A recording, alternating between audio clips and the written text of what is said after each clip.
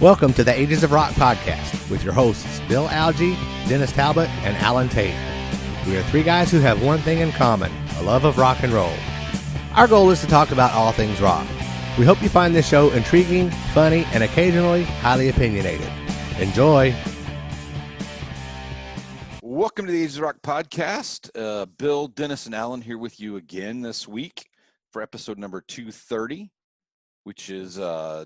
let's see, Stephen Wright, our buddy from Potter Than Hell's on the show today. And we're going to talk a little bit about continuing our 40th anniversary of albums tour.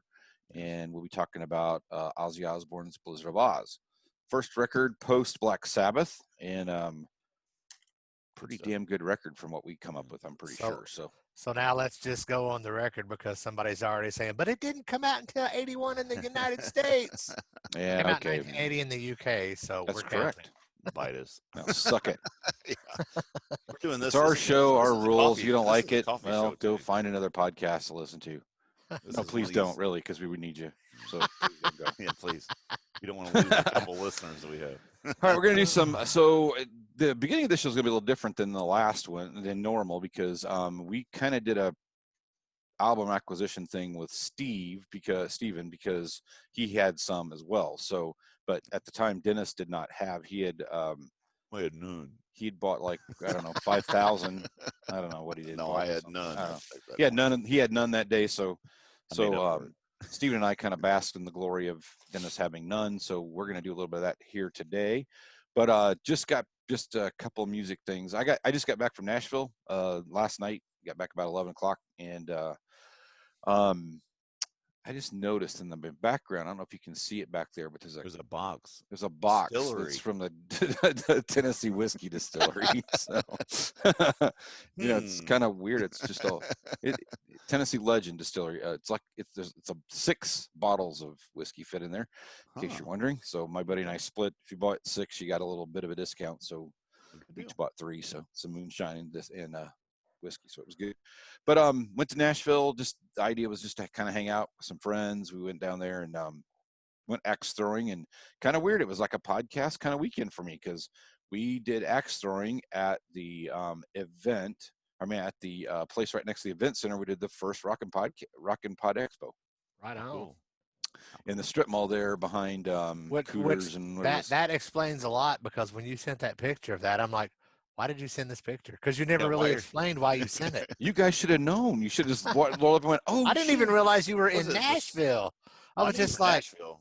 That's kind of right behind the scoreboard, right? Is that restaurant? Scoreboard? Yeah. So then when we were pulling out and we drove by what used to be the Nashville Palace, which is whatever it is now, which is where we had the second Rockin' Pod, I said, and here's the tour. So here's the second Rockin' Pod Expo. So did you guys drive up the road to the Marriott and show them the third one? We did not go. We went the other way, which was kind of funny. But I said, Scoreboard has really good food if you're going to go there for lunch, whatever. So I ended up eating some other places. But it was interesting, because we thought we would, we did some messed around during the day, and then thought we'd spend the evening, hanging out in some bars, stuff like that. Nashville is open-ish. COVID stuff going. I was ready to go with open-ish. I think the bars were maybe 50% capacity. So there was lines starting at like 5 o'clock in the afternoon. There were lines everywhere. So I'm guessing the streets were just fucking like. No, I mean they weren't. They weren't packed, but the lines for the bars, the popular bars there was considerable lines. So we ended up. It took us. We ended up eating at Rock Bottom Brewery, which is down right next to Acme and that kind of stuff. And that wasn't the plan. We were going to go somewhere else, but we, just because of capacity, we really couldn't. So did you sing Rock Bottom, either the UFO or the Kiss version on your way in the door? In my head, I did. And I actually, when we were leaving, I said, do you guys know why I was like really cool with this restaurant? And they were like, no. And I go, it's a Kiss song. And they were like, here, it let is? me I'm like, sing. yeah, Let they me didn't know. For you. So then they got it. Yeah. So afterwards, and the bars closed at 10:30. So really? Oh wow! You couldn't get in any place there were lines everywhere. So we walked around a little bit more, and then we had bought the liquor. So we just went by a little corner grocery store and got some mixer drinks and went back and made our own. So that's what we did for a little while. So were they full bands in these bars? You know how sometimes you walk by the bars, there were. they got Yeah, the actually there were windows, so you could hear music on the street. Oh yeah. Basically. Absolutely, there was all open and you could hear them. There were a couple places that just had duos when we were walking around, just an acoustic. I mean, just like a acoustic thing. But no, like Kid Rock's bar was a full band. Okay. They were up on the second floor. I mean, you could see them. It was a full band. You can see music everywhere. And here. And there were full bands. Yeah, absolutely. But we just, I wasn't going to. So here's the deal. I wasn't willing to wait an hour to get into a bar to hear a band I really didn't know.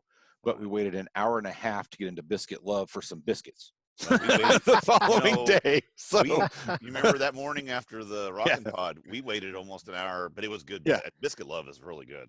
So by the time you guys got your breakfast that day, Laura and I were already home. Yeah. So apparently my stomach overrules my love of music. Because I was like, I didn't get that. I didn't get this dad bod by paying attention. That's exactly right. Me neither. So anyway, it was kind of funny. On the streets, though, were people wearing masks? I mean, was it yes, mandated? They were wearing masks. Actually, I think Nashville did a great job. I mean, from the masking thing, whether you like it or not, I don't like it, but that's the law. Either, I mean, that's what that's the governor said that in the state of Tennessee and in Indiana, and that. So whatever. Were there people out enforcing? Yes, there were cops out enforcing, and they would stop you if you didn't have one and say, "Do you have a mask?" And if they didn't, they had them. So this is even outside walking on the sidewalk. This just going into a building. Oh no! It was you had to be masked outside. Because you go to Schnucks now, you take your mask off when you walk out and that kind of shit. No, that's not what the governor says, but that's what we do because we're stupid. So I mean, you can agree with it or disagree with it. It doesn't really matter. It's just I'm glad to see that though, but they really and then we went to anyway. So they did a really good job of that. And then they had some people that were not. They had some other special insignia on a shirt, like a security kind of thing. Sure. And they were also checking people. But there was a cop that we watched that this guy walked by and he said, "Hey, do you have a mask?" And I goes, "Yeah." And he goes, "Well, you need to put it on." The guy got it out and put it on, and the cop, so he walked by the cop when he put it on. The cop watched him and he took it off as soon as he got past the cop, and the cop went back to him, tapped him on the shoulder and said, "I said wear the mask." The guy put the mask back on, so and the cop just stood there and watched him until he walked off because he was going to end up. People then, I guess they were doing some kind of citations, but I don't know what it was for. So I'm just curious. I mean, I saw them doing some stuff, but I don't know. Because Nashville, I mean, now Bill, you should have took one for the team and took your mask off to see what the citation was. Yeah, you want to see? Yeah, no, I'm not gonna. So it wasn't. It was. I mean, and for the most part, everybody did really well. I mean, there were a few people that weren't, but it was. So yesterday, before we left, we went to Opry Mills Mall just to do some last minute, messing around. And we actually, what happened was we thought we'd get to Biscuit Love early enough that we could get to Edley's for dinner before we left Nashville. So what happened was it took too long at Edley's, so we had to go kill some time at Biscuit Love so we could have dinner before we left. So we had to stretch it. So we went to Opry Mills, and I was amazed in the Opry Mills Mall. I bet you 90% or better were all masked. That's good. It's good. So everybody was pretty much masked. So I felt pretty safe. People were getting used to it. I mean, like I said, I'm like you. I hate it, but I have to wear one all day long at work. Yeah, I get it. I mean, I keep one in every car, and it sucks, but we'll get over it. I get it. All right. So, any other music news that we have? That was Nashville City music news, by the way. I'm just curious because I didn't really get to hear you. We're doing this actually on Labor Day. This is, and it's morning because I've got coffee going here. So the only thing that only other thing I'd add is we went to Edley's on 12th Street, which is over where the Basement East was. Right. And I hadn't been there since they had the tornadoes and stuff back in the spring or February or whatever time. It was kind of a weird time. And it's noticeable. Still, but they are rebuilding that, right? I mean, they're in the midst of rebuilding. I don't know. I there were a lot of empty spaces up that way. No, I'm saying though, the Basement East is getting rebuilt. right? I don't know because the place that's where it was doesn't look like it was being rebuilt. Oh, okay. I thought I saw something where somebody said that they were already starting on it, but I don't. It may be, but there's like right where that's at. Have you ever been there? Yeah, I've been by it. There's like there's like 2 or 3 of those same exact buildings there. Sure. There's only one standing. Gotcha. That's why I was like, I don't know if they're building it or not, but we were right there because Edley's is like half a block away. Gotcha. So interesting. Okay. Anyway, so Alan, you got anything? I do. Oh. I have never actually paid for any type of Kiss material or any kind of Kiss merchandise. Really? With the very few exceptions, because I'm not much of a collector. But every once in a while, somebody will say, "Hey, Alan, I've got something. Do you want it?" And more often than not, yes. Well, one of my coworkers come into my office the other day. Oh, yeah. And brought me an Archie Kiss comic. Oh, cool. So, yeah. Cool. Has that got kind of the hard cardboard cover on it? Yeah, it's pretty solid. Yeah, that's what I'm saying. It's a little bit. When's that from? How old is that? Do you know? Does it have a copyright date on it? I'm sure it does. I don't remember when it came 2012. out. Copyright 2012, Gene Simmons Company. So 8 years ago. Yeah. Okay. Yeah. Wow. It's older than I thought it was. I thought it was. Well, sure. I don't pay attention to that stuff, and I didn't even know it existed. So that was kind of a nice little surprise for me. And no, I haven't read it yet. I probably never will read it. I want to find out how Kiss goes to Riverdale and they never come to Evansville anymore. How does that happen? That's because Riverdale has Betty and Veronica. There you go. Jughead. and Evansville has Jughead. Yeah. Yeah. We can both point down at Dennis because he's actually at the bottom on the screen. Okay. That worked out good. I assumed that you were pointed, Dennis. You I was. Okay. No, I would have went like that. And on I never on my know. Screen, it's like, that looks or right. could have went like that, I guess. It's like the damn Brady Bunch. I never know which corner everybody's at. It's like, wait a minute. Jan over here, Marcia. Got Alice in the middle. There we go. There. Yeah, something like that. All right, that's all I've got. Cool. All right, so Dennis, you missed out on the live on the album acquisitions with Steven, but I think you've got like 430 or something. I made up for it, and I got to my book broker the other day, and I went through their 3 boxes or whatever, and I only had one album picked out. And I was getting ready to go to the counter, and Greg came in. He goes, "Hey, dude," he goes, "I just got a collection in last night. You want to go through it?" I said, "Yes, I do." And he had some great stuff. I left a lot. I left more there bastard. than I left. They had a sealed Destroyer, original Destroyer, and you left it. Well, he told me, he goes, "I don't know exactly what I want to put on this, but it's going to be huge." And I'm like, I don't blame you. But the guy, I did get a Rod Stewart, A Night on the Town. Steel sealed, 1976. Oh wow! It never been open. So, and it's give it to me for $3. How wow! Great is that? Yeah. I did pick up a Deep Purple. Ooh, that looks rough. See these ones here. The covers are really rough on a lot of them, but the records look like they've never been played. And I'm fine with that. Maybe they stored the records separately. That's what I'm stored thinking. Those in the pool. I don't know. Anyway, it says "Woman from Tokyo" on it, so that's what I wanted. I bought it just for that one song.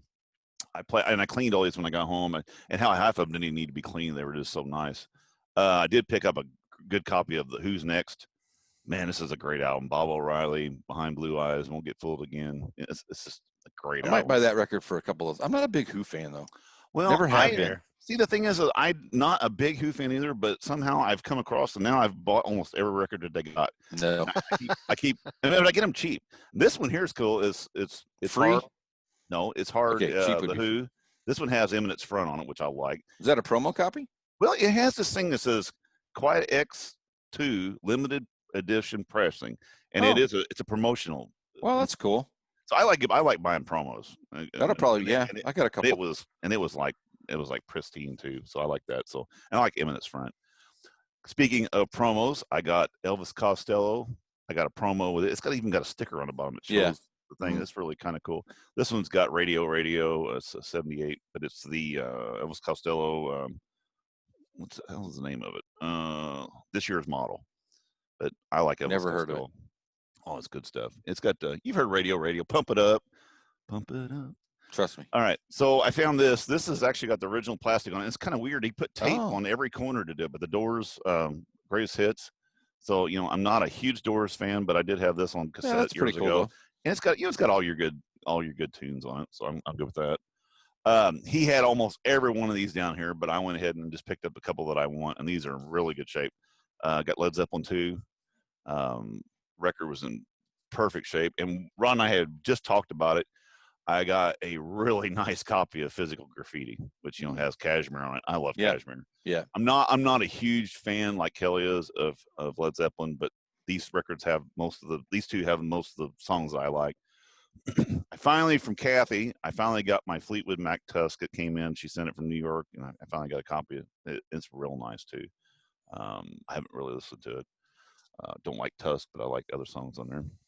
Also from down there at Ashley, I picked up the other night on the auction. I picked up White Snake, the Purple Tour. This is a double album. This is with Red Beach, Joe Holmstrom's on there, Tommy Aldridge. It's a couple of years old. It's just a few years old, right? It wasn't. Yeah, this was that long ago. 2017. Actually, was that the Prince tribute tour? No. Yeah. It's got it's got Burn with which is actually a Deep Purple song. Bad Boys Ain't Love Ain't No Stranger. Well, that's when David Coverdale was in Deep Purple. Right. Yeah. So, but it's a decent album. This is interesting. I picked this up from her auction a couple of weeks ago, and I just now finally picked it up. Judas Priest. Oh. You gotta tell them what it is, dude. Well, and I will. But the whole point was, I always thought this was stained glass. Stained glass. It's stained glass. Because Ashley goes, Jerome gets mad at me because I always call it stained glass. And I go, isn't it called stained glass? And she said, no, it's stained glass. And I'm like, oh, shit. So don't feel like a dummy because I've been doing it for years. I've called it stained glass. This is good. It's got Exciter, Better Than You, Better Than Me, Invader. It's got some good. Did that one come out in like 79 or something? This would have been 78. You're close. Yeah, I was close. Yeah. And another one I got, and I saw it on the auction, and I'm like, I'm going to get this, and I couldn't remember. I go, is this low register Don or high register Don? I got the Dokken. It's the Return to the East 2016. Ooh.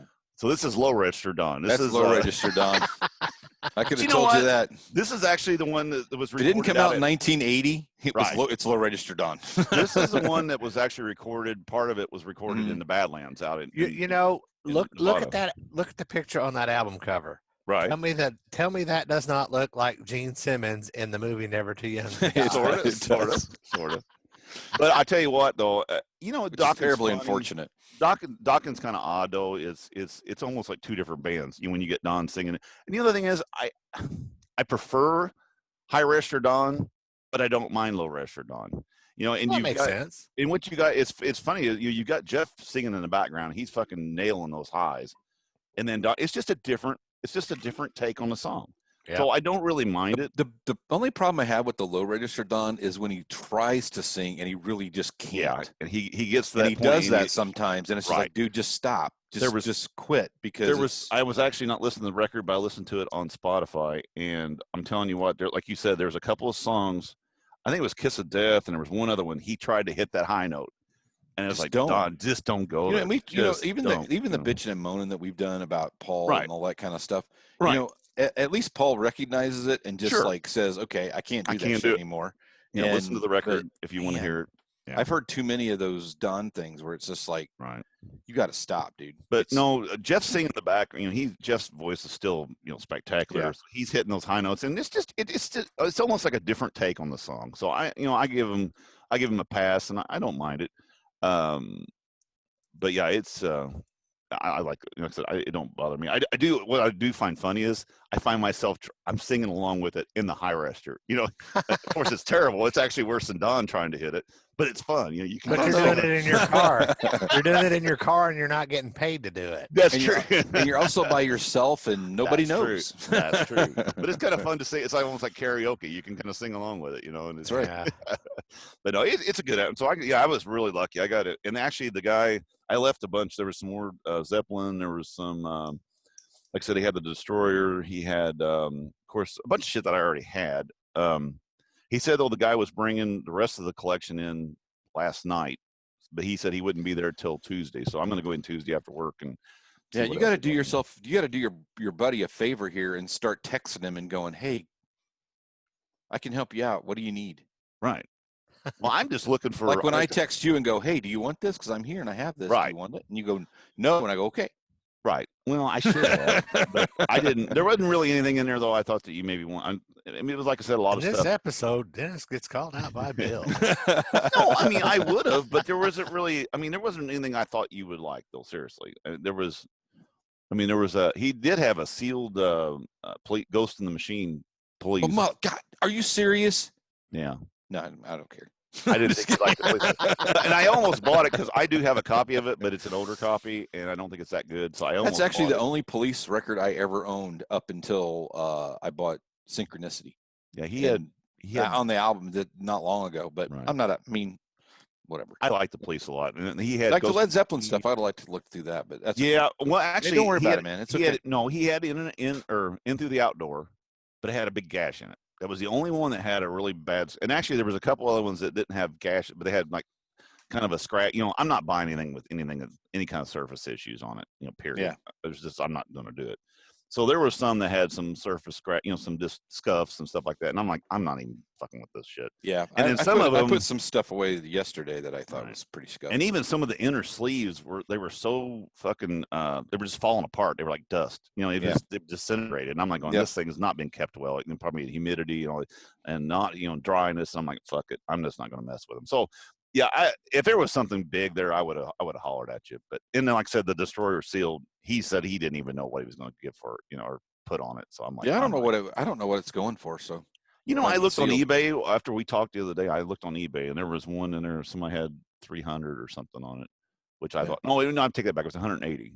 But still, I'm not spending. Yeah, that's a lot of money. I've got, you know, I don't need it. So, are you done? Yes, I'm done. Thank you. Yeah, the only thing I forgot to talk about going to Nashville is I did finally go to Great Escape over at 5400 Charlotte Avenue. It's in a strip mall, and I wasn't sure exactly what to expect, and opened the doors and went, oh! I literally gasped. Yeah. Oh, man. It's not, well, I mean, it's like the Great Escape things. It's like those music exchanges and those kinds of things. But they had a ton of stuff. I didn't take a picture of it because I was like, if I did, I'd probably look like a dork. But no, they had a lot of stuff. But there was reasonably priced, or was it? Yeah, oh yeah, like you know. So I bought a lot of country stuff yesterday, but because it's just some 80s, 90s country stuff. But I bought like I bought Greg Allman, Greg Allman record, "I'm No Angel." That sure. No, actually, I don't know if that's the album. I've been looking for that. I paid $12 for it. Not bad. No, that's not bad. I mean, on an auction, it'd have been for like $35 or something stupid 20 or something. So that's the most I paid for anything. Oh, good. Yeah, everything else was a lot cheaper than that. But I didn't see a lot of I didn't find any 80s metal stuff that I put back because they didn't have a lot of that stuff, but they had a lot of other stuff. I mean, there were just rows. I mean, it was big.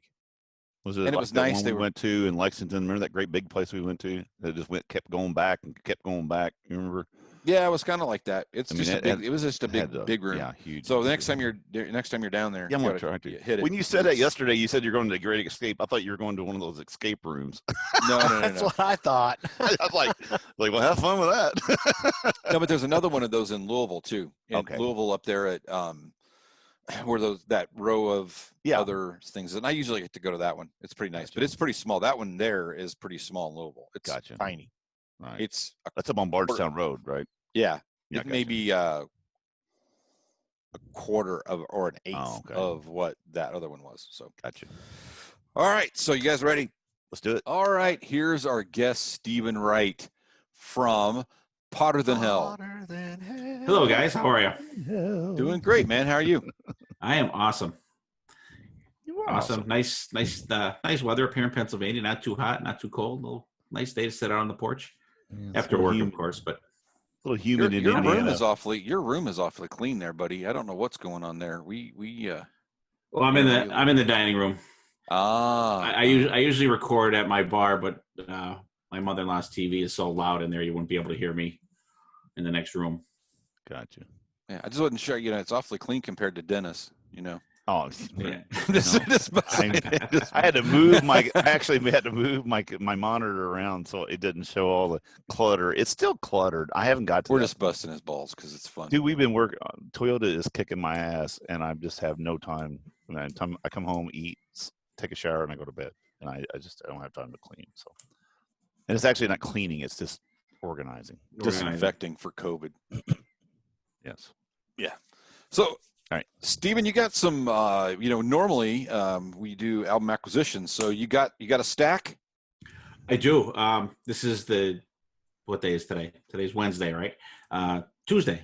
Today's Tuesday. So Tuesday after Record Store Day, and I went out. I was unsuccessful with the Ace Frehley Trouble Walking album. I wasn't able to get one of those because I wasn't able to get out early. But however, our good friend Pete Cicery from the I Love It Loudcast, he was able to pick one up for me. So he's going to mail it to me, and I have to Venmo him the money. So Pete, you're the man. Picked up British Steel. It's got it's the double. That's cool. I'll see you in. So let me ask you guys. I'll raise you a penetrator. Okay, fine. I just bought that recently. Just a regular version of it. Now, what is on that? Is it got extras? No. Well, no. Yeah, actually, it has Grinder Live is extra on here. Grinder Live. So it's like the one that's okay. Gotcha. Yeah. And it's on 1 or 2. Yeah. You said 2. It's 2, but it's. So is it 45? I actually didn't even open it yet. I don't think it says. It doesn't say that. No, it says 33. Okay. See, I was going to say you'll find out when you start to play it. Yeah, you will. So the Fighters have. Yeah, there's like 3 songs on each side. Yeah, what I found with this is harder than hell to get out of the package. Yeah, these are album actually out. Tight. It is so tight. Is it sticky? Where remember those? It's not sticky. It's just it's hard to slide out because crammed in there. Right to the edge. I mean, if you look, I don't know if you can see it, but if you look right at the edge, that album is like right at the edge of the. See, my Thriller album is like that, and actually, it's so tight that it actually busted at the seam. When Kelly bought it from Target, I worried about that when I took one of them out. But it didn't. The record wasn't damaged at all, so I said, "Go ahead and get it." But yeah, it's so damn tight that you can't, Busting and the seam is kind of like my pants after Thanksgiving dinner. Exactly. And the thing about that is too, and then you have to reach in and really grab the album itself. Yeah, you have to put your fingers on them, and you have to really give it a good tug to get it out, which is kind of a pain in the ass. Yeah, when I was putting it back in, I was afraid I was going to break it. That sounds like you're talking about if I snap this thing, I'm going to be pissed. If I'm trying to shove it in and it breaks, it's going to be really, really mad. That would be painful. I wish people were watching this because Alan's taking everything. They are watching it right when they get the chance. God damn it! There's nothing more entertaining to me than juvenile humor that just pops into my head. All right, what else you got, man? I have coworkers. We turned that into a 20-minute segment. I have coworkers who actually watch what they say around me. They should. Yeah, they should. You have co-hosts that have to try to watch what they say. Because anything can be taken the wrong way, just like that. So you have to. Your coworkers are prepared for you. Yeah, and us, we just trigger it. Oh, cool! What is that? The Penetrator album. Cool. Oh, cool. Yeah. From '84. It's the promo, so it's got the sticker. Yeah, that's cool. With the track titles on there. Awesome. That one. Trying to complete my Ted collection. I got the first Pretty Maids EP. I got that off of eBay about a week ago. Good deal. What are I don't buy anything off of eBay. What are the prices like there? Are they similar to the auctions and stuff, or do you ever do the auctions? I haven't. I've watched them, but it depends. Some are reasonable, some are like crazy. And actually, 2 more that I just picked up that I just came today. I'll show you them in a minute. They were actually cheaper on eBay than they were on Amazon. Oh wow! Yeah, I do Amazon quite a bit. Oh yeah, cool. Yeah. Cities, okay. Yeah. It's got Alan's favorite song, "My Love Is Like a Tire Iron," on here.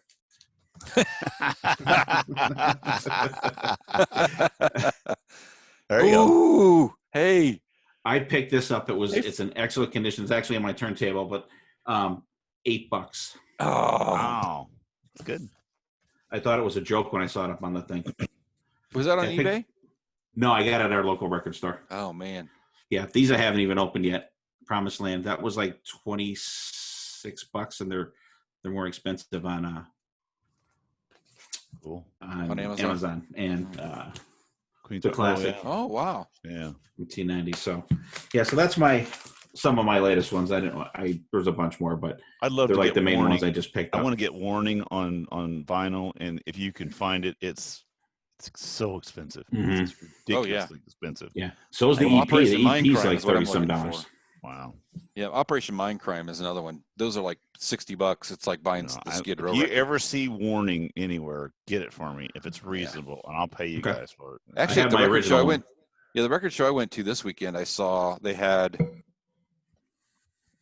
didn't have Empire. What'd they have? Rage to Order. Rage for Order. Rage for Order, and they had, I think, the one after that. I don't remember what the one is after that, but that's the only two that I saw after that the whole time. Oh, it wasn't that one then. It wasn't that one. It was something else. I would have to look at it to see what it was. I'm a fan, but I'm not a huge fan. Right, so. I'm not like you. But I definitely want Operation Mindcrime, because the songs that I really like are on that record. But every time I find it's $1 billion. So what would there's you like an anniversary edition that's relatively cheap. Like if you want one of the original ones, it's more expensive. But yeah, they have a reissued one that I picked up a couple years ago. It was very reasonable. I'm trying to get originals if I can. How much will you pay for one? It depends on the mood. I'm not paying they're going for like $75 and shit like that. I'm not crazy. doing that. That is ridiculous. All right, so here's what I picked up. So this weekend was National Record Store Day, and then here in the Indianapolis area, they had a record show which had 15 dealers, something like that, 15 to 20 dealers. Right. Ironically, the first song when I walked in, they have a DJ that plays some music and stuff like that. The first song they were playing was Hooligan. I was like, that's pretty interesting. And they always play to the right place. They're always playing Kiss stuff because there's always a ton of Kiss people at that show. All right, so I picked up a record I've been looking for a long time. This is a Robert Cray. This is a kind of a blues jazz kind of thing. Great record. This is old. This is from like 1986. Yeah, great record. That was old. Back in the ancient days. Back in the 80s. Back in the ancient days. I picked up a little Rat. Got some Rat. There you go. Invasion of Your Privacy. Invasion of Your Privacy. Yep. I have that one. I'm looking for the one that has Shame, Shame, Shame on it, and I can't figure out which record it is. So I think it's the record after this one. It's Detonator. It's Detonator. Detonator, yeah. It's not. Yeah, that's expensive. I lost out on a bid on eBay for that. It was like $70. Yeah, that's crazy. Yeah, I want that record. I want that song. That's actually one of my favorite songs of theirs. I picked up Teachers.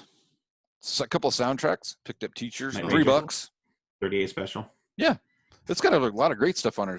38 Specials on here. Night Ranger. There's a Freddie Mercury tune. ZZ Top's Bob Seger. Some of those soundtracks have some pretty. Yeah, it's got some good stuff on there. So that's pretty cool. I got a Top Gun soundtrack. Yeah, there you go. Yeah, same thing, $3. It's a little beat up. You can see it's kind of got some beat up edges and stuff like that, but the record's in good shape. So I'm not playing the cover. Yeah. Yeah. I don't care about and then I picked up this Judas Priest record that Steven picked up. That was my thing. After we reviewed this record on the show a couple of weeks ago, I was like, damn, I've got to get that record. I was going to buy, I've been looking for an OG copy, and I'm like, I'm not going to find one. And this came up on the, record store day for the first day and last weekend. And I'm like, I'm buying it. And then I picked up Ace Frehley's Trouble Walking. So this is not, this is probably going to be sold. So when you started talking, Steven, about needing one, I was about to tell you, I will help you out. But I've seen a couple other people that are looking for it, so I'm probably going to sell it because I thought Dennis might want it, but he didn't want it, so I'm probably going to just get rid of it. And the best part about this is Dennis is muted yet again today. I thought I was. No, actually, I would kind of want it, but then I've got the CD for it, and I'm just not. It's just not one of my favorites. I get it. It's fine. It's not a problem. I've seen multiple people on there looking for stuff, so I'll just sell it. But it's a 2-disc. Yeah, it's a 2-disc 45. It's a 2-disc 45. Yeah. See, I'm not big on the 45s, and I was trying to tell you that earlier. But the record, have you seen the record? Yeah, they're cool looking. They're cool looking. Yeah, but I'm not. Yeah. So see, Foo Fighters have done that to me now twice. Two of the albums that I've rebought, some of the older ones, they're putting these 45s on, and I don't sit there and have to flip the damn record. That's a pain in the ass. Times. Plus, there's only my record. I got one of those. I got two of those U-turn turntables that have the belt that runs on the outside of the thing, and you have to actually flip the belt up the thing, and if it comes off, it's a pain in the ass just to mess with. That sounds like a lot of work. Yeah, so I don't like the 45 album. Yeah, so I will sell that. I'm not going to keep it. So I bought it with the intent to sell it. Did you open it up? Oh hell no, I didn't open it. I'm not going to open it. No. Okay. So there's some other people that are Kiss on the Kiss Army Rocks or whatever pages and stuff like that. There's people on there looking for stuff. Somebody the other day had a what was it? A Destroyer or not a Destroyer? Well, it was a Destroyer and a double platinum, the new one with the photo disc, and the red Dress to Kill. What do you want, like $900 for the three of them? I don't know. It's just that stuff. Crazy. I'm gonna sell it for what I paid for it plus shipping, and because I'm not looking to make money. What did you pay for that? I can't tell you now because if I change the price, everybody's going to know. Text it to me. It was $39.98. Okay. Wow, that's like $10 cheaper than it was up here. Really? Actually, and it's funny when I put it in Discogs, it was actually $10 less than that in Discogs. Really? So they must have priced it based on area demand, maybe demand in the area. Yeah, because our local store only got 3 of them, and 2 of my buddies got 2 of them, and my buddy was going to grab me one. They wouldn't let him buy 2. Yeah, our store this year was the store I went to. It's the first time I've been there, but they put out Record Store Day put out some rules that the stores had to follow. Like you could only buy 2 of any. You could only buy 2 Record Store Day specials. Period. See, and that's the way it should. Within the first. Yep. So many times, and so once your line was down, because we had people going back in line whenever I was in there, and then you couldn't buy 2 copies of the same record. See, last year I got pissed because I went to Eastland Mall to that hard copy, and I got there about 10 minutes after they opened, and some dude walked out with a stack like that. Yeah, big. they won't let you. Can't every copy of everything. I'm like going, well, fuck, that was because he's just going to take them home and sell it. That's all exactly. he's doing. Right up on eBay. So I wasn't happy about that. So yeah. He's like, well, we didn't do it. So. Didn't do it. Yeah. All right. So I forgot I'm hosting. I'm not used to hosting anymore. Yeah, I don't have any records. I will have some when we do the pre-show, so you'll see this.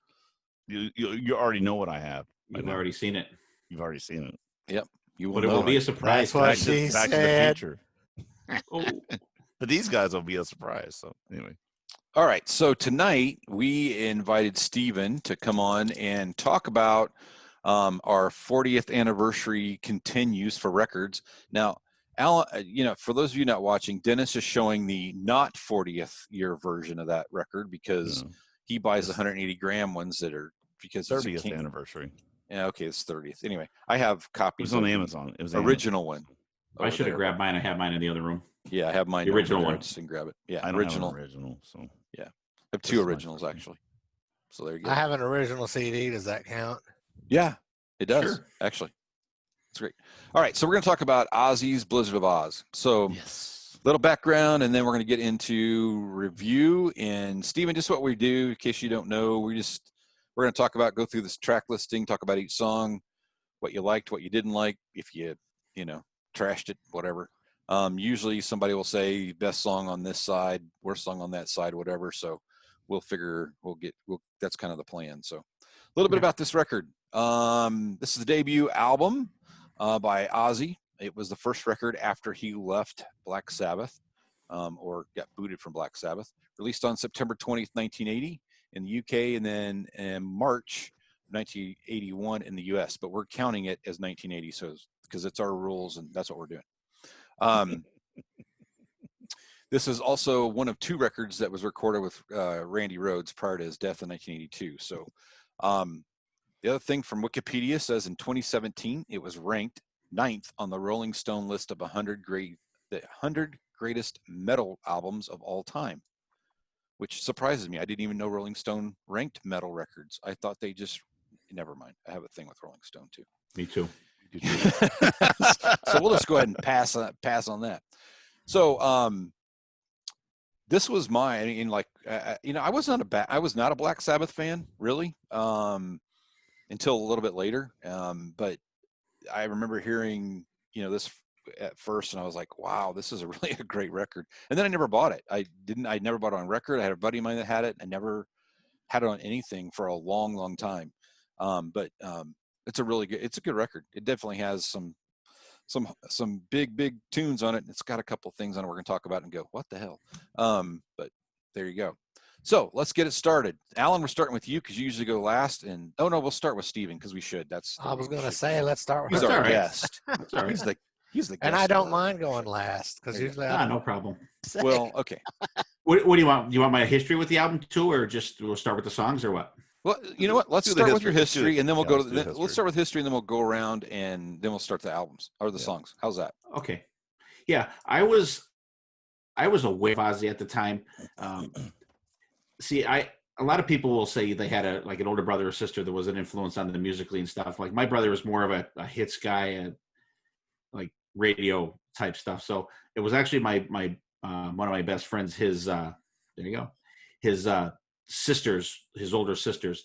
And I was aware of Black Sabbath. I actually picked up on vinyl. We Sold Our Souls from Rock and Roll. So I knew the songs. I was familiar with his voice, but I didn't know he was kicked out of Sabbath until my buddy's sister I think she had the cassette, and we listened to it on the way to school. So that's like the first time I became aware of Ozzy as a solo artist. But I was like blown away by some of the stuff, and not so blown away by some other stuff. But and a lot of those things still stick in my mind too. But overall, the album is it's great. Love it. All right, Alan, you want to go? Well, of all of the 1980 albums that we have reviewed, this is probably my third favorite. Cool. And that's all I got to say about that. I knew that was coming. All right, Dennis, where you at, man? All right. I was not, as everybody else, I was not a huge Black Sabbath fan. I was aware of Black Sabbath. Of course, loved the song Paranoid. And my aunt, I had acquired the Paranoid album from her. There's some good tunes on it. There's some not some good tunes on it. But playing in bands in high school, when I started out in actually junior high, Paranoid was one of those songs that we learned, straight off the bat. So of Ozzy.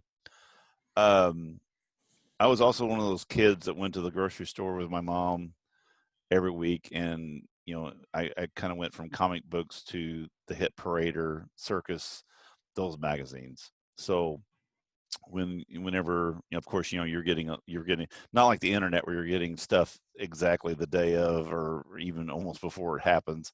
Those magazines, you got stuff later on, and I knew about Ozzy getting the band, leaving Black Sabbath, which it didn't matter to me, a hill of beans on that, but the fact that he was getting this band together. And I'm telling you, this album here, the first time I ever heard it, I just was like, the guitar work, Randy Rhoads' guitar work, it was, to me, it was the second time in my life that it really, being a guitar player, I went, holy shit. Eddie Van Halen was the first guy, and Randy Rhoads was the second guy. I mean, it was just, his playing was just incredible. I to this day, I really wish we would have known where. I don't think Randy would have he may have went one more album with him. I know he was on the outs with Ozzy at the time of his death. What he would have did with his life or what his playing, we have no idea. But I know it would have been great. I mean, the dude was very talented. So yeah, and this album was, I never bought this album whenever it first came out. But I had friends that had it, and it's a great album. So that's my kind of my history with it. It's cool. So the whole purpose of this doing these 40th anniversary things is to go back and dig in and listen to these things we haven't heard maybe for a long, long time. And this was another one for me. So I think we're kind of all in that same vein. So, all right, Steven. So the first track is I Don't Know. You want to talk about that? It's very cool. And I want to tell you, if you guys have not gotten this book that Bob Daisley wrote, For Fact's Sake, it is like the Bible of the first two Ozzy albums. Wow. And that fade in at the beginning is a gong, and they all tried to hit the gong and record it. And like Bob Daisley was the only one the one that they used was his, because he, like I said, he hit it was like some downstroke or something like that, and that was the one that they used. So he was like, I was so glad that the very first thing you hear on the album was me. So that very first thing at the beginning is just a reverse gong coming in at the thing, and then when you get that round, like you're in for a good ride here on this album. And the song is fantastic. And I don't think that Bob Daisley and Lee Kerslake get enough credit on this album. I mean, Randy Rhoads is, the god, but those guys were a chugging machine on this album. They are just so locked in. And what really grabbed me was after listening to We Sold Our Souls for Rock and Roll and then putting this on, you're like, this ain't Black Sabbath. This is a whole different level of music that we got going here, because it was so different from anything the Sabbath had out. And, and they did the same thing when they put out Heaven and Hell. It was like totally different from anything else the Sabbath put out.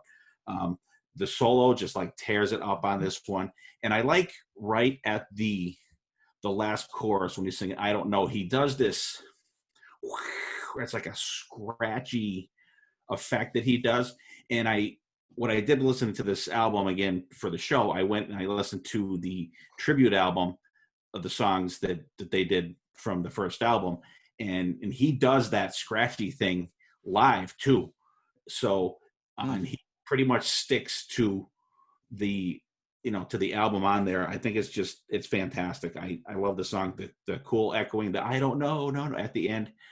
Just a great way to start the album, and it's really, really ramped up when they do it live, because it's more of a you know what I mean? Okay, it's not as chugging, but it's just rocking live. But it's either version I will take. Thanks, Dennis. I think Alan's next. Alan. I'm just Bill's the host. He gets to say okay. Well, okay. All right. No. You just. I'm just going by what we did. Alan, earlier. Go ahead. Oh, when I was 13 years old, first time I heard this album, I thought, why was Crazy Train not first? But as I've gotten older, I think I Don't Know is a great start to that album. And I do like the fact that it does not sound like Black Sabbath, because with Ozzy being departed from the band for whatever reason, wanted to make it a point that he did not sound like Black Sabbath. And I think that was great.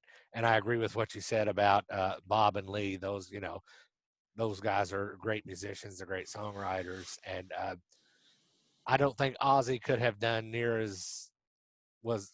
have been near as successful as he was without those three guys in that band. Dennis. So, and to start out, I'll go with everybody else. Bob and Lee are very underrated on this album. And I think now, Steve, correct me if I'm wrong, because you probably know more than I do. That was the deal with Sharon, wasn't it? As far to get rid of those guys? Yes. Oh yeah. She actually, before they even put the first album out, she had Tommy Aldridge waiting in the wings to replace these. So that that's kind of that has nothing to do with Ozzy. I'm sure Sharon ran that show with an iron fist. So I mean, and so we can't blame Ozzy for that. But they got the short end of the stick. I mean, they recorded a really, really, really, really good album, and then just got like kicked to the side. Yep. So anyway, so that being said. What a way to, once again, sequencing. What a way to start an album. I mean, that, like I said, that reverse gong, it sounds like a freight train coming at you. And all of a sudden, and this album too has 3 songs that have that notable guitar riff in it. This is the first of those 3. And when it kicks in, this is a song that I can hear and listen to on a loop, and I never get tired of it. It's just absolutely, I mean, it's just a perfect song. And like I said, a lot of it was Randy. You know, we know now, you know, Randy it wasn't really the effects. He just retracked all of his leads. He doubled and tripled and quadrupled his leads and could play them in exact every time, just with a little bit of so that's what gave him that kind of that flangey kind of chorusy sound. It wasn't an effect. It was him redoubling himself. So, you know, I would have loved to see what he would have done in a later time. But, you know, what a great song to start out this album. Love it. When they were recording this, Bob Daisley said that they were using a 24-track recording, and they were worried that they weren't going to have enough tracks left to do Ozzy's vocals by the time they were finished. But they were able to get it done. But they said that was a thing, because like Randy would sit in the studio by himself with Max Norman for hours and hours with no one else in there. And they were getting worried that they weren't going to have enough room to be able to fit Ozzy's vocals on there. Wow, that's cool. Well, Ozzy's vocals, there's not a lot of range there, so there's But yeah, so for me, you know, I'm the guy that to Dennis's point about sequencing. Great way to start a record. And it's kind of funny, you know, this wasn't released as a single, at least not that I could find, and I don't know why that song is so familiar, because I don't listen to this record a lot, but that song, I mean, I know it. If they play it, I hear it. It's a really, really good song. So, great song for me. I love the way it starts. To your point, and it's interesting on Wikipedia here. It says, you know, as they give credits to the personnel, it says Bob Daisley. It says bass, backing vocals, and gongs. so he does get credit, at least on Wikipedia. So somebody, an Ozzy fan, probably went in and fixed this, because they probably didn't give him credit for that. Maybe Bob went in and fixed it. Yeah, so it's gonna. He might have. I just think that's pretty funny that it actually says that in there. But yeah, great way to start a record. All right, song number 2. Let's see, the song that everybody knows without question and is played in arenas all over the country, "Crazy Train." All aboard. You know, and like gearing up to listen to this, I bust this album out every now and then. It's one of the ones that hits my probably monthly rotation, certain songs. And I love the production on this album, like overall, but I really like the production on this, because you get that you know, get the laugh goes back and forth in your headphones, and then when they hit that rattle, that's around your head like a pinball. And I think that's called ping pong delay. Oh, really? Yeah, I never see that. I learned something. But the thing's almost like a cowbell with a little thing that when you hit it, it vibrates and hits the cowbell, and that thing that he hits. Yeah, I don't know what that's called. That's cool. Yeah. Well, what did you say it was, Alan? No, the ping pong delay. I was talking about the effect. I wasn't talking. Oh, the effect. Right. Oh, the actual instrument. Yeah, okay. the effect. I just think of it as like a rattle, you know. Yeah.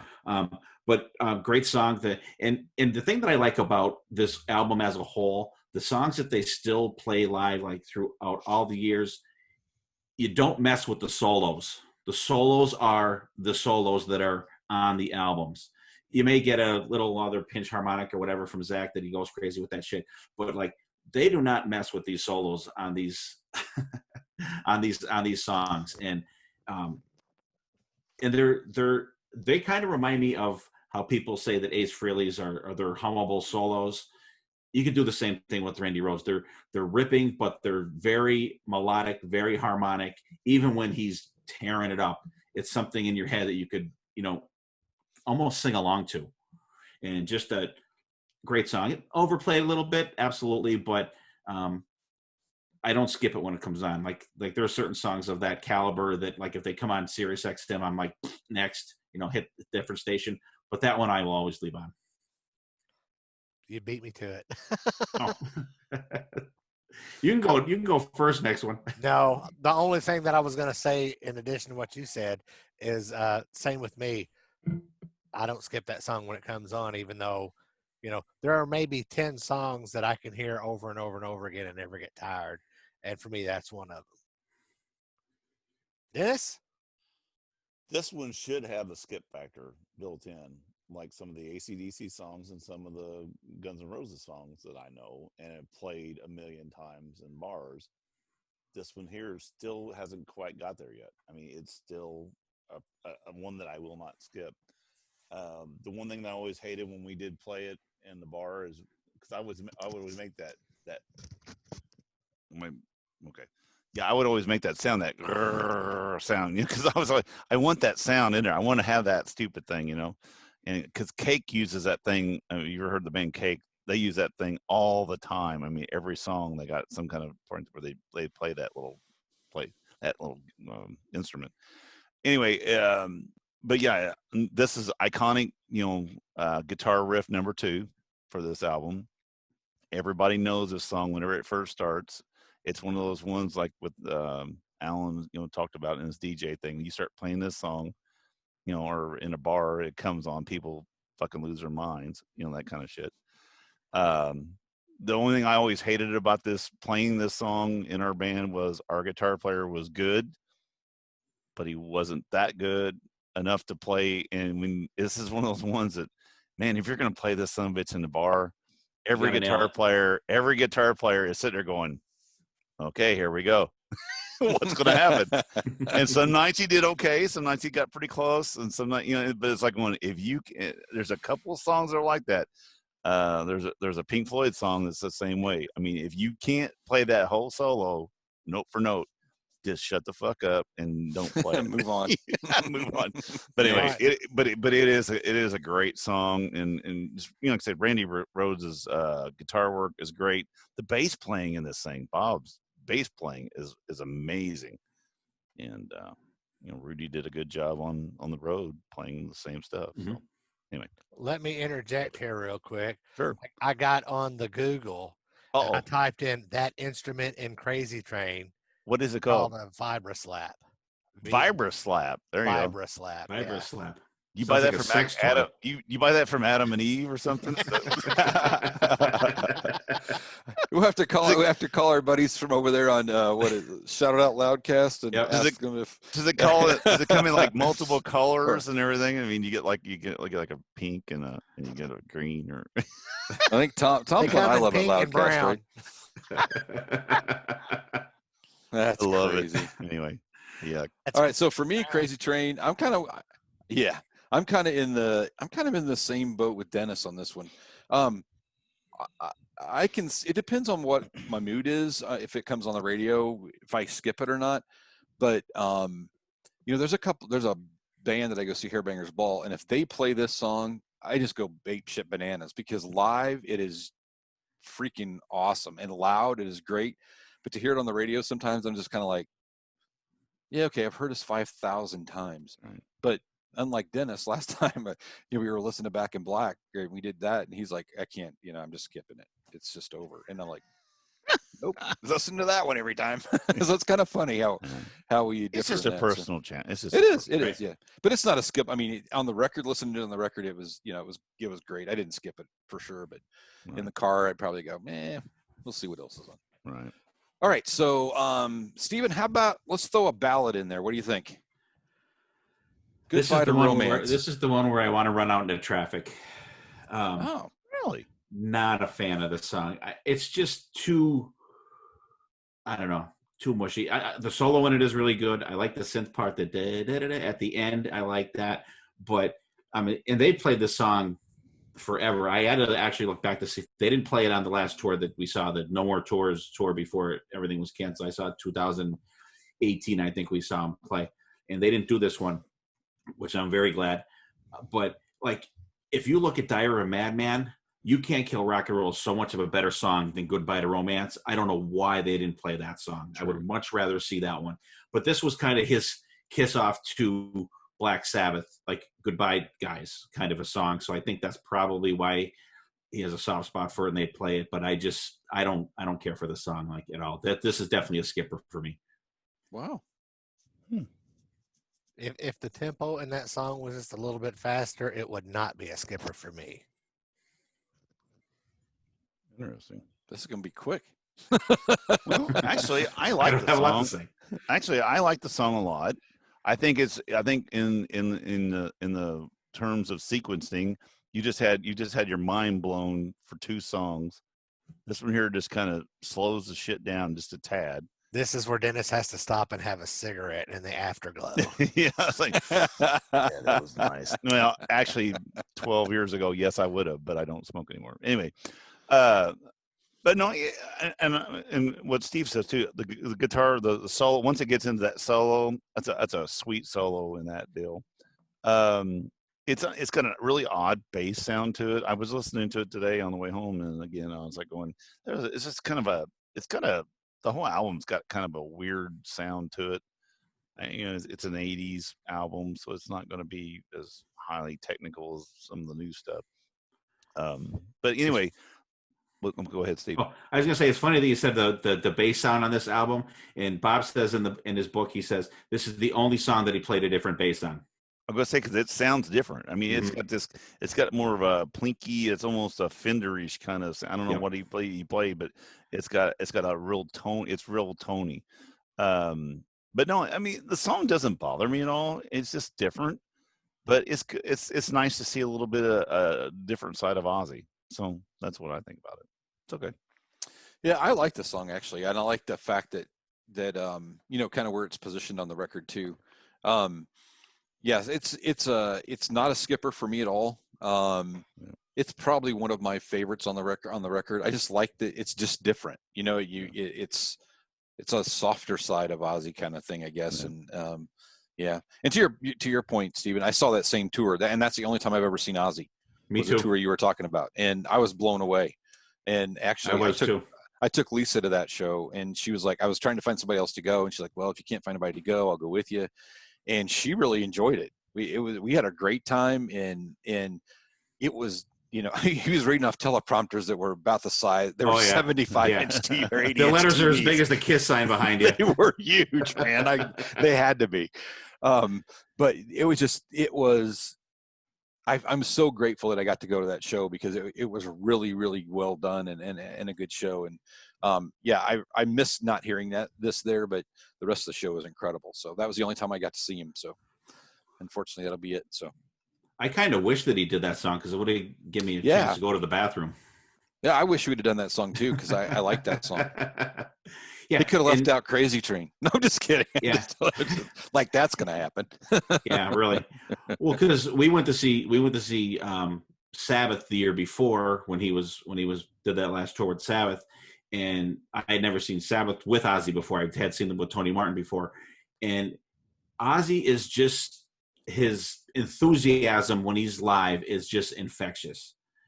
It really is. Like, he had that foam gun, and like it wasn't shooting, he squirted himself in the face. He was like, fuck it. You know what I mean? Yeah. It's just like so infectious when you see him play.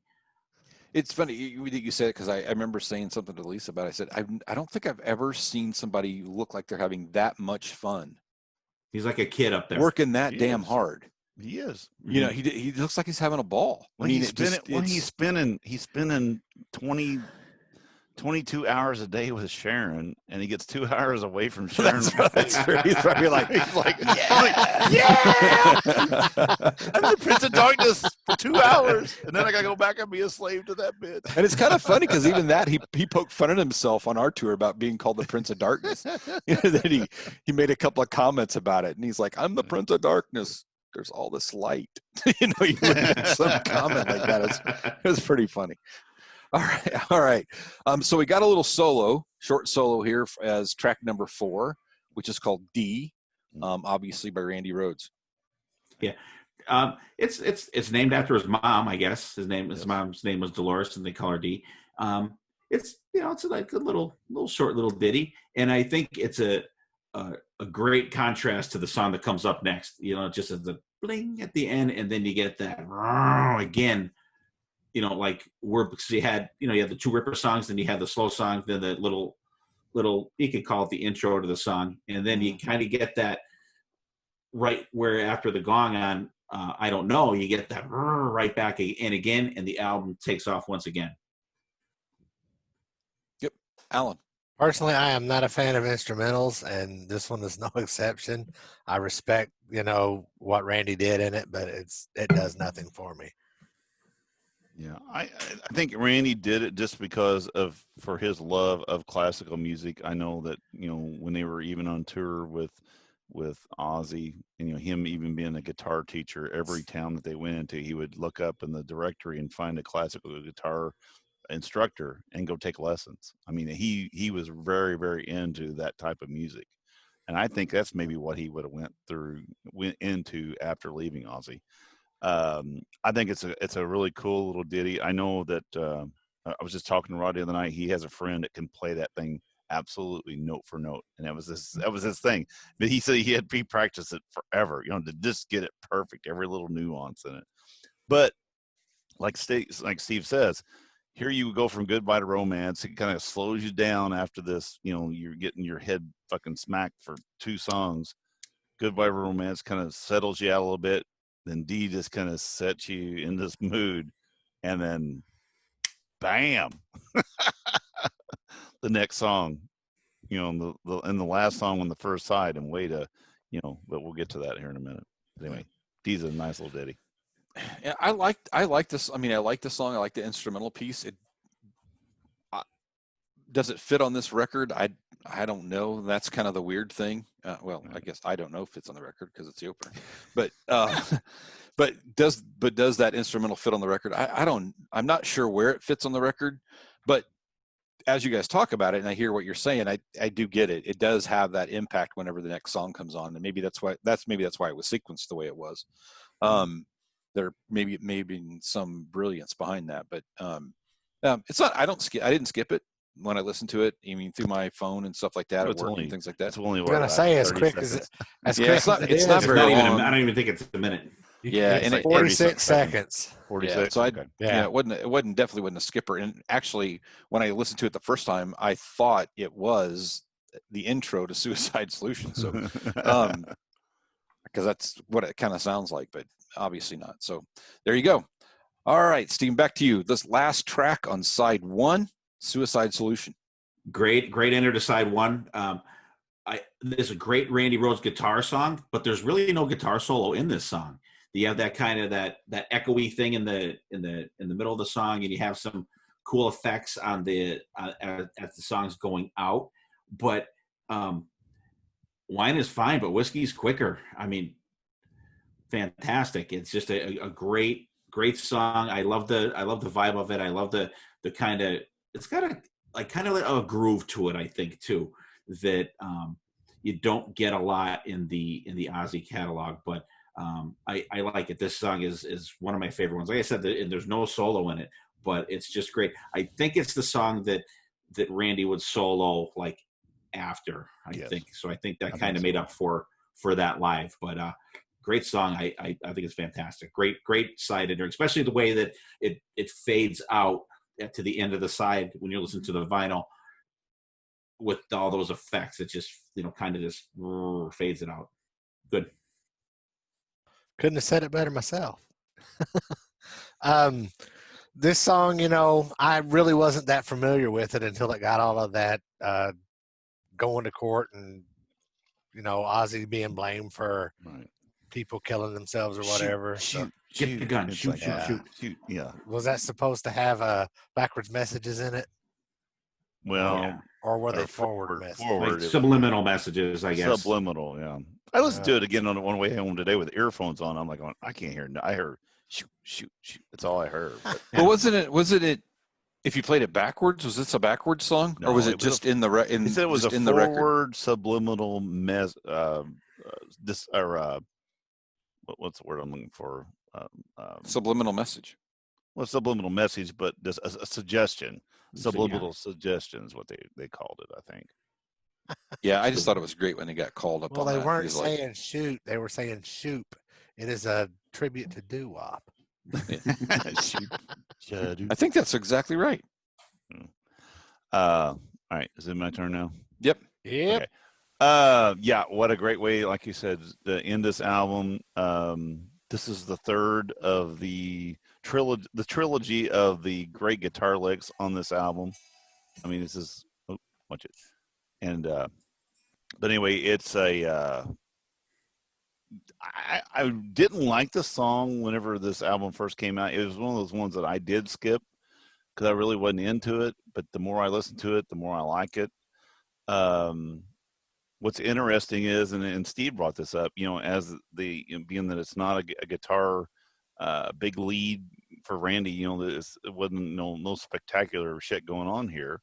But toward the end, where they get all those sounds, and then you start to get that piano, that synthesizer, that kind of the eerie kind of synthesizer, which will lead into the first song, kind of bring you into the next side. And I've never really thought about it that way just till you said that. I'm like going, shit, that actually works out pretty good. So, that ending fading of that synthesizer starting to work its way in, because you really haven't heard much synth in any of the songs up until this point that was out and about. You heard, maybe, or it's kind of meddled into the music. But anyway, they were maybe thinking that, who knows? We're putting a lot of genius behind the sequencing, but they may just went, okay, we need this one, dartboard. Okay, we need that one. Ozzy went, okay, mate, we're going to do it for this one. Who knows? You don't think it was quite as scientific as we're trying to make it? But I don't know. It could have been scientific, and it could have been just a crapshoot of luck. But anyway, whatever they did, it worked. It worked. It worked good. So first side, I'm very happy with the first side. Like I'm very satisfied. Yeah, I would agree. Great ending for the first side of the record. Yeah. I do like the song. I've liked this song since the first time I heard it. I did, like you guys, tried to listen to what are the subliminal messages. I'm like, they're making that shit up. I don't know what they're talking about. So I never really heard it either. You can kind of hear a shoot. Yeah, you can hear that. But I mean, you can hear anything if somebody tells you to listen for this thing. I mean, that's easy to do. So, but no, great ending for the first side. So, and I would agree that side A is side A for a very good reason. Yes. So on to side 2. Yes. So the first song, probably heard of this song too. Been out for a little while. Everybody and his brothers heard it. About 40 years. So, about 40 years. Mr. Crowley. Mr. Crowley. Love this song. Probably my favorite Ozzy song. Probably thousands of Ozzy fans' favorite songs. But goddamn, this song is just so good that you have the iconic keyboard synth thing in the beginning. It just leads it off fantastic. You get that like gothic type feel for it, like right off the bat. And like Randy's guitar playing is fantastic. But listen, this is another song. Listen to Lee and Bob. Oh my God! Like during the first solo, they're kind of mellow, boom, doo doo, and Randy plays tears it up. But then when you get to the second solo in there, listen to the bass and the drums underneath that second solo. It is just absolutely amazing. They're killing it. And now you get the keyboards. You get that moaning type keyboard as the second solo is playing. It totally accents the song. And I just like Randy's just his fast picking in that second solo, and he's just up and down that fretboard. And one thing I always wondered, and I just found out actually reading Bob's book, on his Flying V, the polka dot one, the fret marks, they're bow ties. Right. I never knew that. Oh yeah. So that was kind of cool to learn that, because he wore a bow tie out even through Quiet Riot. That was his kind of his signature thing that he did for a long time. Yeah. And have you guys seen the videos that they did when they did that live TV show in '81? But it was Tommy Aldridge and Rudy Sarzo bass and drums. Yes. But I watched them like 3 times. I watched each video like 3 times today. Just absolutely fantastic. They don't show Randy enough. They do not show Randy enough. I mean, Ozzy was the centerpiece of the thing, but when they do show him playing those songs, you're just locked in on him. Just absolutely amazing. And this song, and this is another song, you do not fuck with this solo. You play it like that. I agree. Yes, sir. Yes, sir. What you said, Mr. Steve. Do so at your own peril. That's right. Well, I agree with what you're saying, like in a bar band and Crazy Train. If you don't play it like they hear it on the record, those guitar players in the audience are going to eat you alive. But this is probably my favorite song on this album. I can't add any more than what Steve already said, so I'll let Dennis talk now. Yeah, Crowley, like I said, it's a good intro to the second side. I like the way, like you said, using a little bit of the synth at the end of the first side into this major, organ, orchestrated kind of thing. And then whenever it kicks in, the guitar work on this thing is just amazing. This is one of the best songs on the album. Second best song, I think, guitar wise, for Randy on this. It's just a great song, and I never get tired of hearing it. Like I said, this album needs a lot of love because it's good all over. But yeah, great song. Yeah, for me, I thought this song was always kind of it was the first time I heard it, this is what I thought Ozzy was kind of like. It was kind of, for me, it was kind of, the synthesizer made it to me feel like it was kind of a medieval kind of dark thing and that's kind of the feeling I get from the song. But it's really is a great song. It's one of I would say this is probably, it's definitely one of my top probably 3 Ozzy songs of all time. But right. It just has a different sound to it than the other songs do, and I think it's the synth and just the entire thing. But for me, it's a great song. Definitely not a skipper, and just a really great song. Right. All right, so let's see. Let's move to No Bones movies. And Steven, I will love to hear anything you have to say about this song, because I think it's a fun song. It's a fun song. I'm just really confused. It is. Read the lyrics. Read the lyrics. Yeah, dude. They said that they kind of got the idea for the song. They when they were recording, they were taking a break. They went into London or somewhere, and they went to like a porn theater, and because Randy Rhoads has said, "Let's go see a Bone movie," and they're like, "What are you talking about?" And they had never heard that, and I never heard it. They said it was an American saying, but I never heard it until this came out. Till I started looking into it, like way back. But apparently Randy Rhoads was like, "Let's go see a Bone movie," and that's what it was, like a porn flick. But it's just a fun song. I like it. It's probably the most rock and roll song on the album. I don't really know what else to say into the solo. The solo's pretty cool. The solo's kind of like more of a throwback, like a Chuck Berry type solo in the song, which you really don't get from Randy Rhoads. So you don't have that total shredding in there. It's just a fun song, and I used to not like it, but it's grown on me over the years. And the one part at the end, Ozzy says, "I've cummed," or something like that. When you hear the stuff at the end, they laugh. I think he says something like, "I've cummed," or "I came," or something like that at the end. I did not look up the lyrics of this song. I listened to it.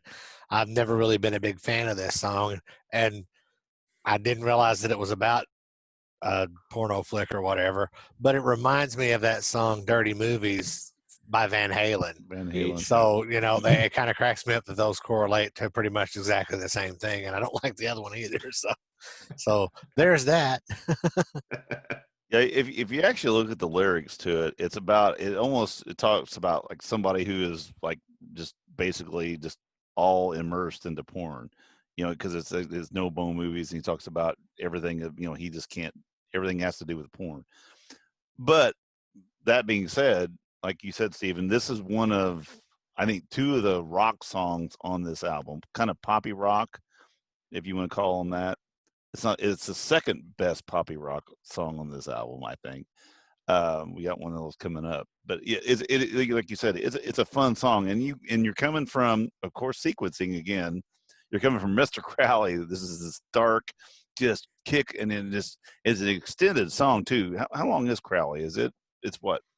4:57. So almost 5 minutes long, and you got the extended lead coming out there. You're exhausted. Now we're going to throw something fun at you. You may even get a chuckle out of it. Lighten it up a little bit. It is. It's lightening it up. It's a good deal because we're going to hit you with something hard coming up right afterwards. So, Bill. Yeah. So I heard this again on the way home. I was trying to go through some of the songs that I don't listen to all the time, and this was one of them. And I was like, "What is that about?" And honestly, I did think about porn, but I never looked up the words. I never looked up the lyrics. So as I look it up, when you said look it up, so I pulled it up real quick. Absolutely, without question. I know you can't see that, but if you could, trust me, there is no question at all. It's about porn movies. It is. Your pulsating gland. You got your pulsating. Yeah, I guess I just really didn't listen to it that closely. I was driving, wasn't distracted driving. So, but anyway, so there you go. Pee Wee Herman goes, I know exactly what the song is. That's exactly right. I got arrested listening to the song. Yeah, no shit. I was listening to the song and went, okay. Yeah, so number 8. So we're getting close to the end here. Number 8 is Revelation, Mother Earth. I like this one. I like the the theatricality of the song, maybe. Just it has like an epic sound to it because you have the time change at the end that when it ramps up, it's really good. You have that classical piano part just before it ramps up that I think is really cool. I don't mind this song, and it's usually the type of song that I don't like, but I like it though. I like songs that build. Like if there was some kind of like heavier payoff for Goodbye to Romance, I would have liked it better. But you have the heavy payoff on this song, and when in these two songs, you can't separate this song and the next song. I don't think ever. So if they played something else after this, you'd be like, "What the fuck are you doing? What are you doing here?" But the payoff is worth the build up in this song, and I really like it. Well, now I'm completely the opposite. I do not like this song. I think it's too long and it bores me. But I do like the song after. This is my absolute favorite song on the album. Really? I love the lyrics to it. Sit down and just read the lyrics. You're almost like reading Bible verses, to be honest. It's coming from the Prince of Darkness. You know what I'm saying? The music is really good. It starts out slow, melodic, and then it builds and builds and builds. And like you said, then you go into that next song. What a great way to finish off an album. And we'll get into that next song after the next round. But I'm telling you, they're just like, we got a winner. Let's just finish this winner off with a super winner, a trifecta. But anyway, no, this song, this is my favorite song. This song has always meant a lot to me. I think the guitar work is great. I love the lyrics to it, and it's not one. The thing is, you can go back and go, oh, Ozzy, this evil guy. Listen to these words. It talks about Revelation. And it's about heaven's full of heroes. Ozzy hell is full of fools. It is. Ozzy has always talked about God and religion in some form or another. So it really shouldn't come as a surprise. No, but for the general public who don't listen to anything but what they're told about what never listen to the band and just listen to what they're told about the band from other people who don't understand it. That's what I'm saying. But yeah, no, my favorite song on the album. So there you go. I'm kind of with Alan. Not my least favorite. The song's tolerable to a point, and then after a point, I'm kind of like, okay, done. But the guitar work at the end is just fucking phenomenal. Yeah, and I guess I'll have to try to listen to that again because I don't know that I ever got to that point because I'm just like, okay, that's where you're screwing up. That's why I said that the build up is the slow stuff. So the payoff is worth it at the end. Okay, well, I have to listen for the payoff. And maybe it's because I'm a guitar player that I like the song so much. It's why. Or you're just wrong. Or you're crazy. One of the two. Or I'm just stupid. A little bit of both. Okay. All right. So last song. At the end. We're at the end. I like this We're album. At the end. But it is kind of interesting though that the next to last song on side 1 was the instrumental that was, kind of in that classical vein, and then you have the next to last song on this side is kind of in not the same, but in that similar kind of epic, as you were talking about, it's a build-up. It's a build-up, an epic kind build-up of thing. So, yeah. To smack you in the face with what I think is a pretty good pop song, or for the time anyway, which is "Steal Away," which is number 9. Yeah, great way to end the album. I like because the Revelation Mother is like, and you get that kind of like the wind of the wind, and then boom, banana, it kicks right in. It's just like, okay, like he kicked your ass at the end of that last song, and now he's really down, punching you in the face in the gutter. I think the song is fantastic. I like in this song how after every chorus, it seems like it's ramped up tempo wise just a notch once they do the next verse, and it just seems like it gets a little faster, and then the next one's a little faster, then the next one's a little faster.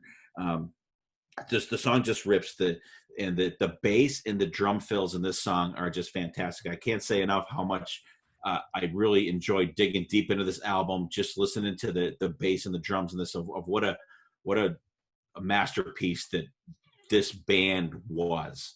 And the jackass Sharon wanted to break these guys up is just fucking criminal. It is. So what was the reasoning behind that? Is that in the book or anything? Is there a Yeah, she had Tommy Aldridge waiting in the wings, like I said, like when they were finished recording the first album, and she actually offered Randy Rhoads a management deal on the side so she could manage him personally.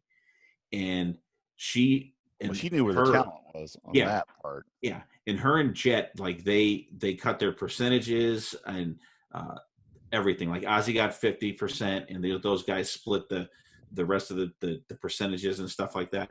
But like she was. But was it actually Bob and Lee's looks, or was it their many? He didn't really say, but they Bob Daisley said that Sharon's brother David told Bob that they had a meeting with the record company executives, and Sharon wanted to dump this band. Wow. She's like, we need to get rid of this hack Ozzy Osbourne. And like, she wanted to dump those guys. And so she must have just, once she got in with those guys, she must have just really seen the dollar signs and was like, I'm going to ride this crazy train right to the end. And she's still riding the train. Yeah, she is. Yeah. And she's put the engine in that train in a bad spot a few times. Yeah, but I do have to say one good thing about her: she's always surrounded Ozzy with fantastic talent. You've never had anybody in the band you're like, oh, that guy sucks. You know, from guitar players, bass, drums, he's always been surrounded by talent. Yeah, agreed. No, that's true. I mean, that is true. I mean, that big time true. Interesting. Okay, Alan, what's up, man? Did Steve actually talk about the song? I did. got sidetracked there. Sorry. This is my 4th favorite song on the album. I do like the way that they ended this song, even though it comes out of whatever. And I guess I'll have to go back and listen to Mother Earth, Peace on Earth, whatever. What the hell is the name of that song? I can't even remember. Revelation Mother Earth. There you go, Revelation Mother Earth. I guess I'll have to go back and listen to that and let it fade in and see if my mind changes, which it won't, because I never, ever change my mind, ever. My God. We're so close to seeing your mind, actually. It's amazing. Yeah, no shit. We're just like Jeffrey Dahmer says, it's just, we're right there. Yeah. Dennis is no longer on the podcast. I'm glad I was here for your last one. I do like that song a lot. Yeah. The thing is, God, you guys are like you give out on the song too early. That lead at the very end of Revelation Mother Earth is the best lead on the album. I mean, it's a flurry, and it just keeps. You and say like I said, that because you're a guitar player. No, Steve is shaking his head. It rips. It really does. It really rips, and it's then very it comes harmonic at the same time. Exactly, and then it comes in. It's not an Ian Bay thing. One of those ones where you got a flurry of just a bunch of notes that don't make any sense. It makes sense. And then boom, you come into the song, and what a way to finish an album. I mean, the song is a great song. I like the chorus parts. There's a little bit of breakdown there, kind of where he's singing along with it. It's just a great song, and the thing is, it's and this is his debut album as Ozzy Osbourne, by himself. And most people who go from a big band and try to do a solo album, this is the best of any of those albums right now. I can tell you. I mean, if you can think of another one to put up there, you go ahead. But I think coming from a huge band like Black Sabbath on your own, and then putting out an album like this, good Lord. David Lee Roth did it. Okay, let's let's keep it here. It's not. I love David Lee Roth. The David Lee Roth record's a good record. It's That's not fantastic. the same kind of record. The DLR band. It's a different. The DLR feel. band is a better album completely. than. And if you can find that one, I want that on. Oh, I see that all the time. The DLR band. Just for the record. Vinyl? Not on vinyl, you know.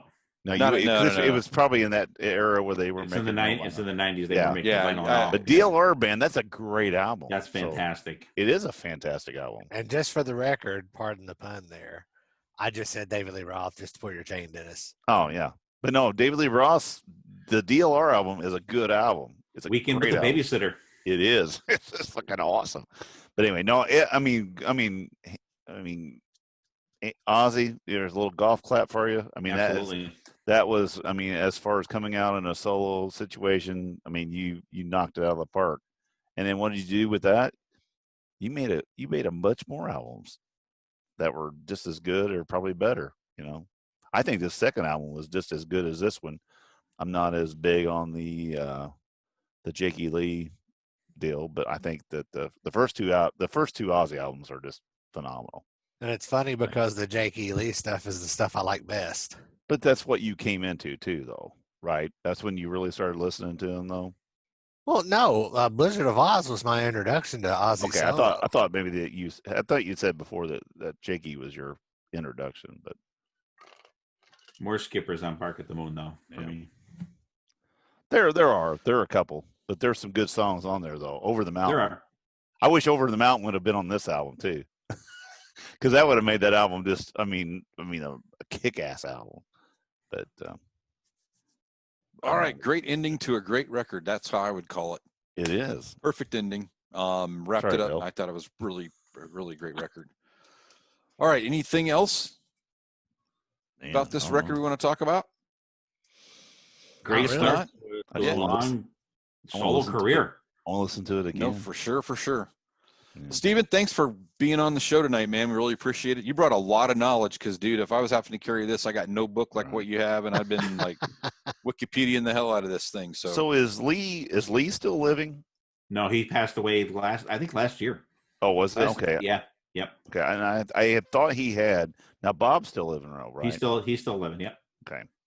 But that's why I had thought Lee had passed away. That's why I was asking you. So throw that book up there again for those of us. I do want to get talk that. a little bit more. It's called For Fact's Sake by Bob Daisley. Oh, well, okay. That's the part I missed. And he talks about, all the bands that he played with and wrote songs. And he was Ozzy's go-to guy. Like, you go through this book, like, he's stuck for a bass player. He's stuck for someone to write songs. He calls Bob Daisley. Wow. A lot of the songs on No More Tears, Bob Daisley. So is that on Amazon? I guess you can get that off Amazon. Yeah. Okay. Actually. And the good thing is there's a bunch of pictures. Oh, a bunch of pictures. Oh, that's cool. There's a ton of pictures in here. I like pictures. I wasn't even going to make He really likes the ones that are just outlines that he can color. I like a lot of pictures. He likes the pictures that you see in the Bone movies. Yeah. I was going to say, didn't we just talk about a movie with a bunch of pictures? No, I mean, I like a book that has a few pictures in it at least, but if it's got a lot of them in it, I'm really into it because it gives you a break. Gives you a break from the reading. There's one picture in here that he took of Randy Rhoads, and it's a solitary picture of him sitting there, and it was to the day 2 years before he got killed in that. Wow.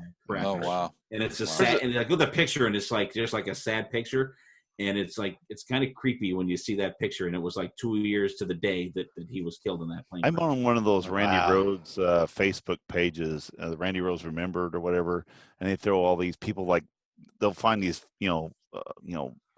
Polaroid pictures of him in the parking lot with the bus and everything. There was just a couple of them that were released yesterday that I hadn't ever seen.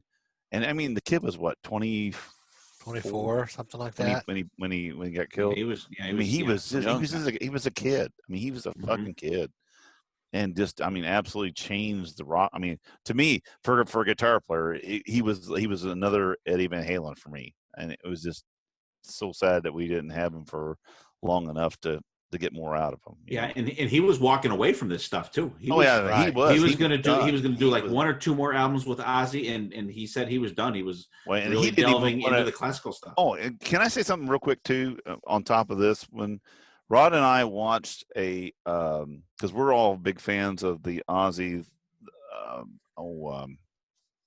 Not Barking. What's the one where he did with Brad Gillis? Speak of the Devil. Speak of the Devil. That's fantastic. The other night, Rod and I were talking about this, and we were sitting on the garage drinking beer, looking at YouTube, watching on my iPad, and we pulled up one of the early right after Randy passed away with Brad Gillis.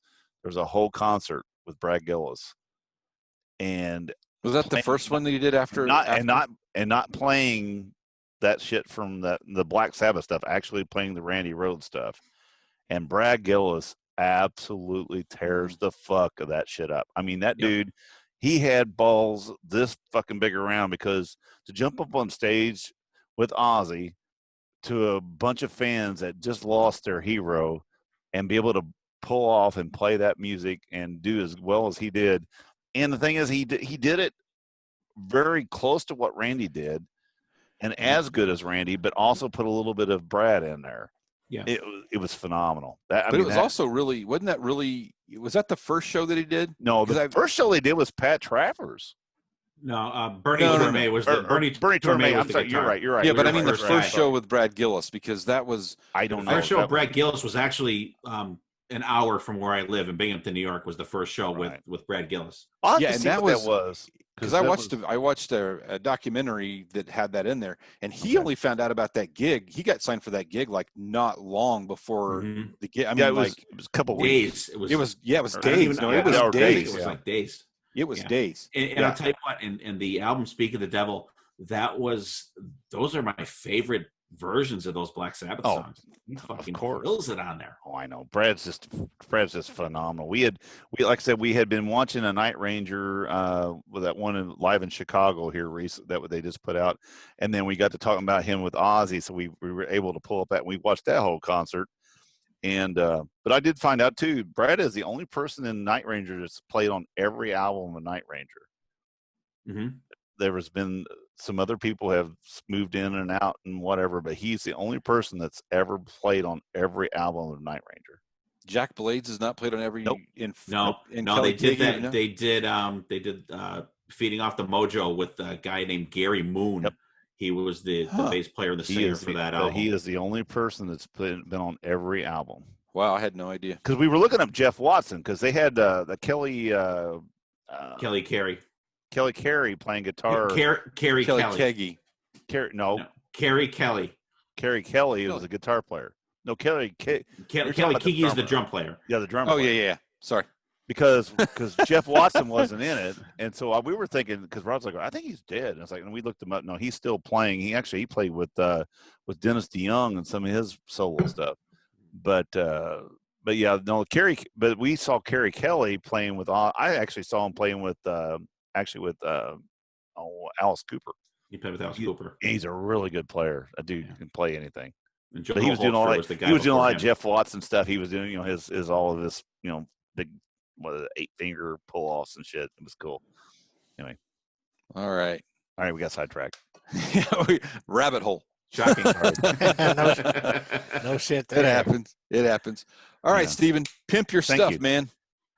All right. Hey, no problem, guys. Thanks for having me again. It's always a blast coming on with you guys. And I got to get you guys back on. We had Dennis on. We did the Black Sabbath, which is weird too, because we did Black Sabbath when Dennis was on. Bill was supposed to. He couldn't make it, and Alan couldn't make it. it'll be like a Rage in the Cage match if we get all three of you guys on there and all four of us guys on there. It'll just be that'll be insane. Fun. That'll be a freaking disaster. Yeah, I know. We call it Potomania. We need really, 6 hours. I'll have to come up with something that we can get us all on there. But thanks for having me on here. Always a blast with you guys. Pot of the Hell podcast. If wherever you're hearing or watching these guys, you can find us. We're on YouTube, all the usual podcast platforms. We do hard rock and metal. I have my 3 co-hosts. Actually, we're a 4-man band. I have my buddy BB, Brian, and Ryan. So that's why we do the B's, I guess. And my son Dylan, he produces all of our episodes, does all the editing and stuff. And he's younger too, so he's 26. So he brings that different youthful point of view to the podcast, and we just have a blast. And we're, I don't know, like 170 episodes in or something like that. So, and we do everything from AC/DC to Zebra, A to Z. There you go. Although we actually haven't done the Zebra episode, but we just have a good time. And thanks for having me on. Appreciate it. Cool. So we use Alan as our young. Alan's our. If you're using me as your youngster, that's pretty sad. Well, he is. He's the youngest. You are the youngest one we got. He's our technical guy that puts us all together, and he does all the. He does all the. Oh, wait a minute. We don't do any editing. Yeah, we don't do any editing. He's our young stud. All right, man. Take us out of here, Alan. Stud. Woo. Stay around. Them days are long over. Anyway, visit us on agesofrock.com. Check out our social media and our past episodes. Until next time, peace out, people.